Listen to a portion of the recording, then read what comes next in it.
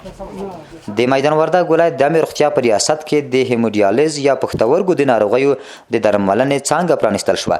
دغه پرانیستې ته د عامه روغتیا وزارت د پلان او پالیسۍ معین د معالجوي طب رئیس او ورسره مل پلاوي یاد ولایت ته سفر کړی و. د پښتورګو د ناروغۍ د درملنې دغه څانګه د 4 میلیونه افغانیو په ارزښت نن ګټې اخیستنې ته وسپارل شوه.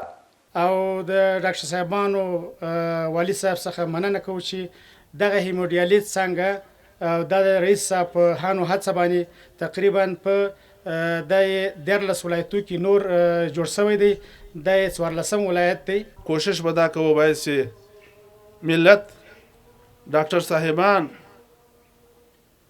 له اسلامي امارت سره ټول په ګډه باندې کوشش سره وکړو، سره همکار سو، سره هماهنګ سو چې دا ملت له دې احتیاج خلاص کو.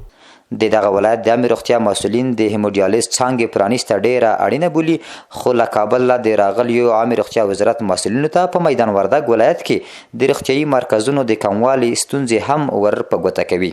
د دې میز نه زه غواړم تاسو ټول مشران شته چې څو ما 4 نور سپینو ساحو ته هم شنان د ساحې د نفوس او حقولیت او د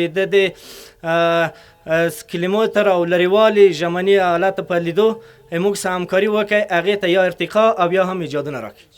زمونږ د میدان وردګ ولایت د صحت عامې چې څومره کارکنان دي الحمدلله هغوی تر دغه وخته پورې په ډېر اخلاص سره او په صداقت سره خپل خدمتونه کړي. د یاد ولایت د عامه روغتیا مسؤلین وایي که څه هم په ولایتي روغتون کې په کافي اندازه متخصص ټیم لري، خو پر وینا یې چې د ښځینه متخصصو ډاکټرانو په ګډون یې د ایکس ری، مایکرولاب، CBC، الټراساوند او د امبولانس کموالی یې پر وړاندې ننګونې دي.